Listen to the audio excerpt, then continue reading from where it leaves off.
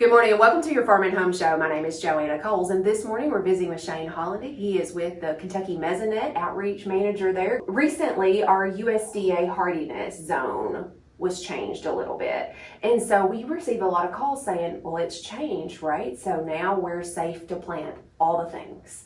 And unfortunately, that's just not the case in Kentucky. No, it's not. We still have very changeable spring weather around here. We may have some springs like 2018, for example, going back 6 years, where we had snow on the second week of April to the flip of a dime going into the 90s just a few weeks later in May. Seems like we wouldn't know it any other way. The growing seasons are getting a little bit longer as we've gone on in time here. And by growing season, we're talking about the last 32-degree occurrence of spring and the first 32-degree occurrence of fall. All the days in between comprise our growing season here, although typically it runs April 1st until November 1st. Now, that's not something that you have to necessarily go by. You don't always go by the calendar, you go by conditions. You take last year, for example, 2023, we had a very warm winter here in Kentucky, our second warmest all time, that led to a lot of early blooming and budding of the trees, particularly the fruit trees. Well, all of a sudden, by late March, third week, just as the calendar went from winter to spring, we saw a lot of those buds and blooms hurt badly by temperatures that tumbled into the teens in parts of the state. And even into April, we had some frost and freezing conditions. We saw frost and freeze again this past April, which luckily damage from it was very minimal in terms of not only the winter wheat, but the vegetation in general. But it seems we have a lot of years where we get these full springs that occur during February to early March, and then temperatures tank, and that's when you can have problems with anything that might be susceptible to frost or freeze. And it's hard because, we talk about soil temperature, and if your soil temperature reaches this level, then it's safe to plant certain crops.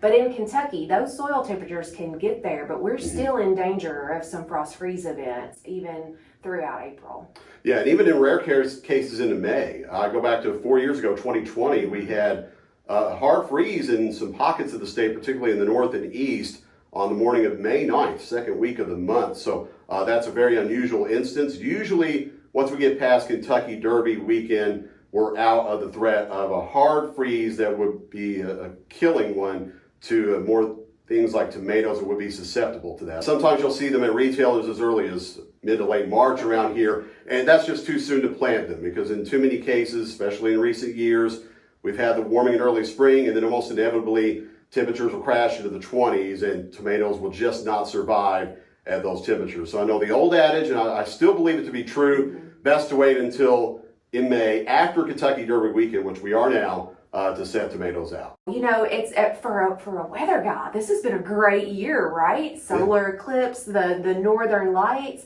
Are we seeing more of these weather events, or are we just more aware that they're going on?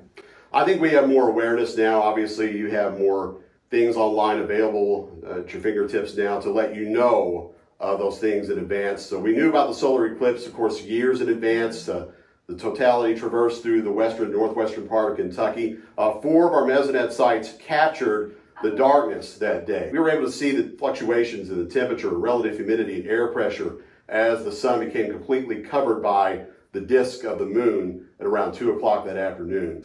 We will not have another one, at least in the contiguous U.S., for another 20 years, that being a total solar eclipse. So hopefully you got a chance to enjoy this past one. And then a rare event recently, obviously, with the Aurora Borealis going as far south as Florida, and even seen in Hawaii, which is almost unheard of.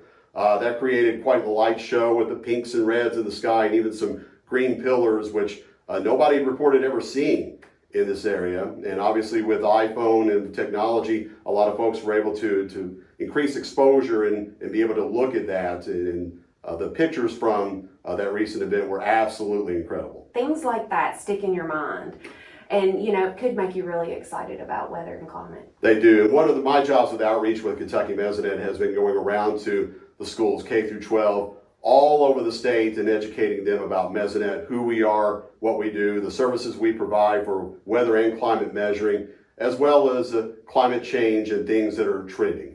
Thanks for watching and have a great day.